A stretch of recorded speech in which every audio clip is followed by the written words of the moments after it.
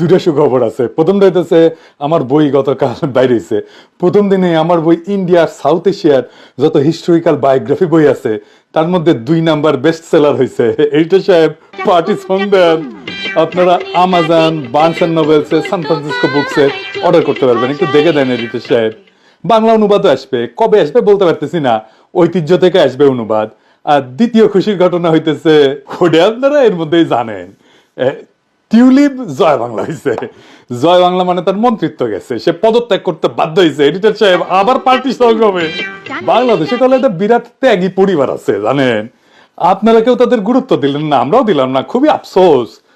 2 বোন দেশ ত্যাগ করলো, পোলারে স্ত্রী ত্যাগ করলো, মাইয়ারে স্বামী ত্যাগ করলো, ভাগ্নি পদত্যাগ করলো, আর পালের গোদা ড্যাডি অব দ্য নেশন ওই যে সোনাদিন বডিগার্ড দেহ ত্যাগ করলো, পুরা পরিবার ত্যাগই করে গেল সারা জীবন ধরে।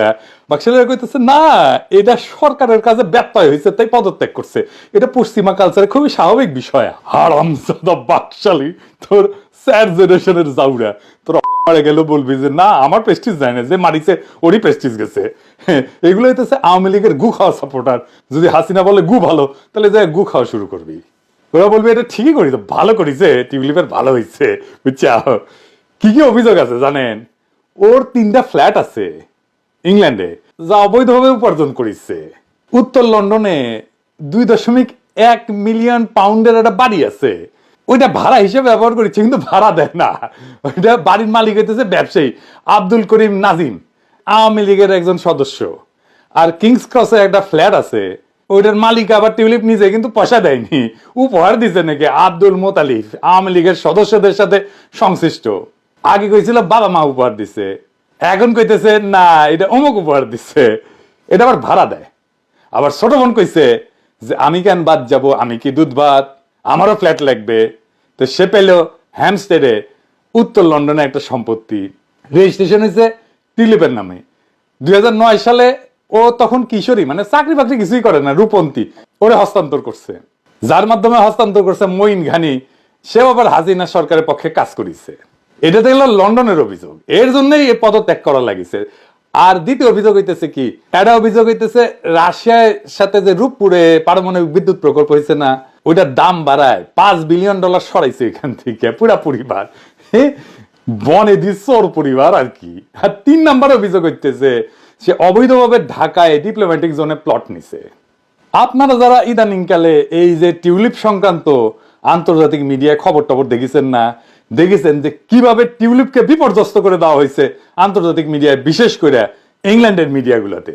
সানডে টাইমস টিউলিপের সানডে মানডে আবার ক্লোজ করে দিয়েছে, তার উপরে তার সাংবাদিক আসিছিল ঢাকা, আবার গণভবনে গেছে, সেখানে গিয়ে পাইছে টিউলিপের নির্বাচনের ফ্লায়ার মানে হইতেছে আমরা যেটাকে লিফলেট বলি।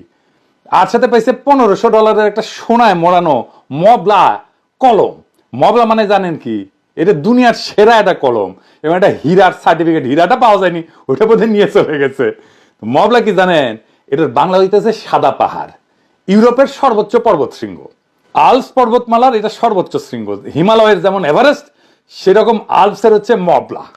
এইটা ফ্রান্স আর ইতালির সীমান্তে, মানে ফ্রান্স থেকেও দেখা যায়, ইতালি থেকেও দেখা যায়, সুইজারল্যান্ড থেকেও দেখা যায়, কাছাকাছি। পাহাড়ের চূড়ার মধ্যে বরফ যেভাবে পড়ে না, সেভাবে কলমের মাথার খাপ ডিজাইন করা থাকে। তো সে কইছিল যে ওই টিউলিপ কইছিল যে লীগের সাথে তার কোনো সম্পর্ক নাই, আর তার নির্বাচনে ফ্লায়ার পাওয়া যায় গণভবনে। হ্যাঁ, বুঝেছেন তো, এই জন্য ফ্লায়ারটা ইম্পর্টেন্ট, লিফলেটটা ইম্পর্টেন্ট। আর এই কলমের বাক্স আর হীরার সার্টিফিকেটের পাশে পাওয়া গেছে একটা ভাঁজ করা কাগজ। ওইখানে একজন ব্রিটিশ ব্যারিস্টার এর পরামর্শ ছিল। ও কইছিল একটা আন্তর্জাতিক মিডিয়ায় হাসিনার দুঃশাসন নিয়ে প্রকাশিত একটা অনুসন্ধানমূলক রিপোর্ট হয়েছিল, ওইটা বন্ধ করার ব্যাপারে একটা পরামর্শ দিয়েছিল, আইনি পরামর্শ। হ্যাঁ, বুঝেছেন।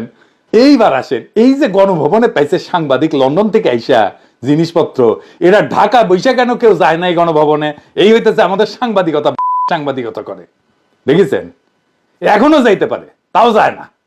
মাস্টার মাইন্ড খুঁজিচ্ছে প্রথম আলো।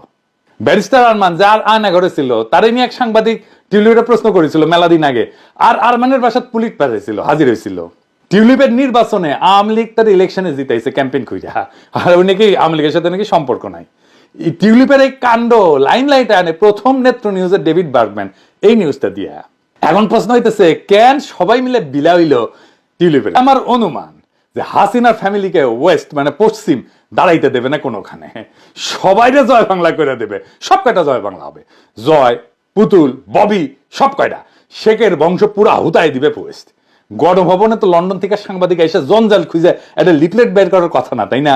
তাও করেছে কেন? এর পিছনে নিশ্চয়ই একটা পরিকল্পনা আছে, বড় পরিকল্পনা। এরপরের টার্গেট পুতুল, ওটা পাশায় লাথি দিয়া বিশ্ব স্বাস্থ্য সংস্থা থেকে খেদাইতে হবে। টিউলিপ প্রশ্নে প্রফেসর ইউনূসের স্ট্যান্ডটা কিন্তু খুব ক্রুশিয়াল ছিল। এই পুরাটা একটা মেটিকুলাস ডিজাইন। প্রফেসর ইউনূস শেষ কাজটা করছেন, ভালো করছেন, ওনারে অভিনন্দন জানাই। Yunus, the Nobel Prize winner advising Bangladesh, said London properties gifted to the former city minister may be proceeds of robbery. So, will the Prime Minister offer Bangladesh the full support of our National Crime Agency in ensuring that any properties bought with stolen funds are properly investigated? Sheikh পরিবার একটা অভিশপ্ত পরিবার হিসেবে টিকে থাকবে দুনিয়ায়। ভারতের ষড়যন্ত্র কিন্তু থাইমা নাই। আবার বই নিয়ে রক্তারক্তি শুরু হয়েছে গতকাল। আসেন সেই বিষয়ে নিয়ে আলাপ করি। ওদের রাস্তায় ফেলে পিটাইছে কিছু লোক, অত্যন্ত খারাপ কাজ হয়েছে। এটা শুধু নিন্দনীয় না, এটা প্রতিরোধযোগ্য, এটা প্রতিবাদযোগ্য কাজ। কাজটা করেছে আওয়ামী লীগ। এই যে জিয়াউল হক, যে নেতা, এই যে দেখেন এ কে কামরুজ্জামান উজ্জ্বল আকন্দের ভাতিজা আওয়ামী লীগের নেতা, সে তাহলে চাচা দেখতেছে, তাই না? দেখেন এইটা সে দেখে দেন চাচা দেখতেছে কিনা। তো প্রশ্ন হচ্ছে, বইতে আদিবাসী শব্দটা ঢুকাইলো কে? রাখাল রাহা। রাখাল রাহার মতো একটা নিম্ন মেধার মানুষকে দায়িত্ব দিল কে? যে বুঝতে পারে না এই একটা শব্দ কি ভয়ানক অবস্থা তৈরি করতে পারে, তার এই দায়িত্ব যে দেয় সে বেটারে ধরা উচিত না? রাখাল রাহা জিন্দেগিতে কোনো সিচুয়েশন অ্যানালাইসিস করেছে? কখনো সে পাবলিক পারসেপশন ম্যানেজ করেছে?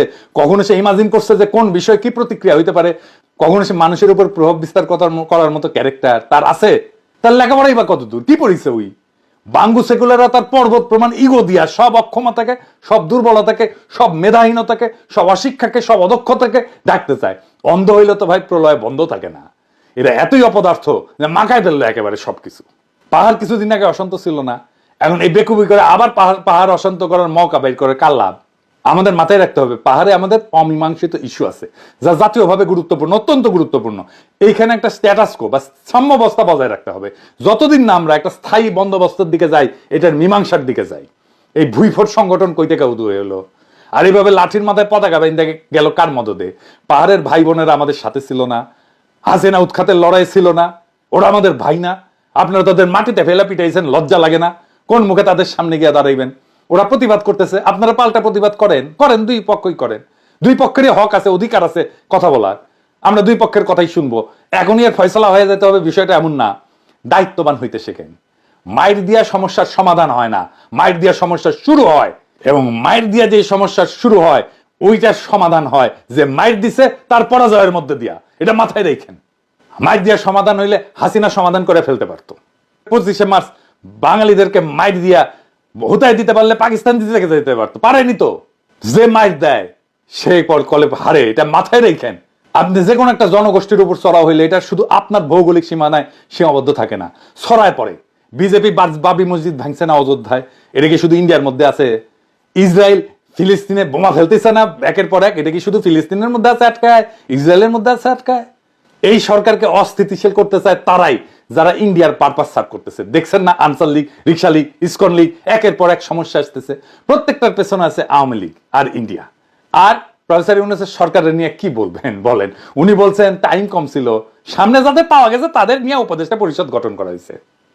তো ফারুকীকে নেওয়ার আগে তো টাইম পাইছিলেন না, ওরে নিলেন কেন স্যার? কোন বিবেচনায় নিছেন?